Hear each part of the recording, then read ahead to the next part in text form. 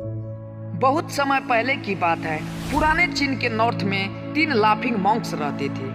उनका नाम किसी को नहीं पता, क्योंकि उन्होंने अपने बारे में किसी को बताया ही नहीं, ना ही उन्होंने कभी किसी बात का जवाब दिया। चीन में उन्हें बस 3 हंसते हुए भिक्षुओं के नाम से जाना जाता था। वो 3 लाफिंग मॉन्क्स सिर्फ एक ही काम करते थे। एक गांव में प्रवेश करते, बाजार के बीचों बीच खड़े होते और हंसना चालू करते। वे अपने पूरे अस्तित्व के साथ हंसते। अचानक लोगों का ध्यान उनके तरफ खींचा चला जाता और धीरे धीरे उनके चारों तरफ भीड़ इकट्ठा हो जाती। वे इतनी एकाग्रता, तल्लीनता और संपूर्णता के साथ हंसते कि उनकी हंसी देख के पूरा गांव हंसने लग जाता। जब पूरा गांव हंसी के समंदर में डूब जाता, तब वे दूसरे गांव चले जाते। वे ना ही कुछ बोलते थे और ना ही कुछ उपदेश देते। वे जहां भी जाते अपने हंसी से ऐसा माहौल बना देते कि लोग अपने सारे दुख दर्द भूलकर बस हंसने लग जाते। धीरे धीरे चीन के लोग उन्हें बहुत प्यार करने लगे और वे पूरे चीन में फेमस होते गए। 3 लाफिंग मॉन्क के नाम से चीन के लोग उन्हें बहुत प्यार करते और उनका सम्मान करते। इससे पहले और उनके बाद कभी किसी ने इस तरह प्रचार नहीं किया कि जीवन केवल एक हंसी होनी चाहिए और कुछ नहीं। विशेष रूप से किसी पे वह नहीं हंसते थे। वे बस हंसते थे कि उन्होंने ब्रह्मांडी मजाक को समझ लिया हो, जैसे कि उन्होंने ईश्वर के मजाक को समझ लिया हो। उन्होंने एक शब्द का उपयोग किए बिना ही चीन में इतना आनंद फैलाया जितना आज तक किसी ने नहीं फैलाया हो। लोग उनका नाम पूछते, लेकिन वो बस हंसते ही रहते।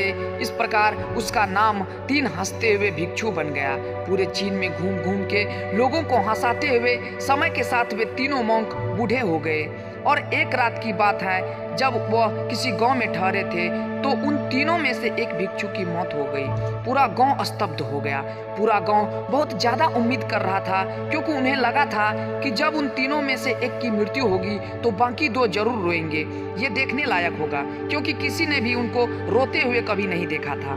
जब सुबह हुई तो पूरा गांव इकट्ठा हुआ, लेकिन दोनों भिक्षु तीसरे की लाश के पास खड़े होकर जोर जोर से हंस रहे थे। ऐसी हंसी जैसे उन्होंने आज से पहले कभी ना हंसी हो। गांव के कुछ बुजुर्गों ने उन्हें समझाने की कोशिश की कि यह आपका साथी था और इसकी मृत्यु पर आपको ऐसा हंसना नहीं चाहिए। तब उस दिन पहली बार उन भिक्षुओं ने लोगों से बात की और कहा, हम हंस रहे हैं क्योंकि यह आदमी जीत गया है। हम हमेशा सोचते थे कि पहले कौन मरेगा, लेकिन इस आदमी ने पहले मरकर हमें हरा दिया। हम अपने हार और इसकी जीत पर हंस रहे हैं। इसके अलावा ये कई वर्षों तक हमारे साथ रहा। हम एक साथ हंसे, हमने एक दूसरे की मौजूदगी और उपस्थिति का आनंद लिया। इसे अंतिम विदा देने का बेहतर तरीका और क्या हो सकता है। हम केवल हंस सकते हैं, लेकिन पूरा गांव उदास था। जब मृत भिक्षु के शरीर को अंतिम संस्कार के लिए चिता पर लिटाया गया था, तब सारे गांव वालों को एहसास हुआ कि बाकी 2 भिक्षु मजाक नहीं कर रहे थे। तो तीसरा जो मृत भिक्षु था वो भी हंस रहा था। चीन में यह प्रथा है कि जब एक इंसान की मृत्यु हो जाती थी तो उसके कपड़े उतारकर उसको नहला धुलाकर उसे नए कपड़े पहना दिए जाते थे। लेकिन मरने से पहले उस भिक्षु ने अपने साथियों से अपने कपड़े ना बदलने के लिए कहा था।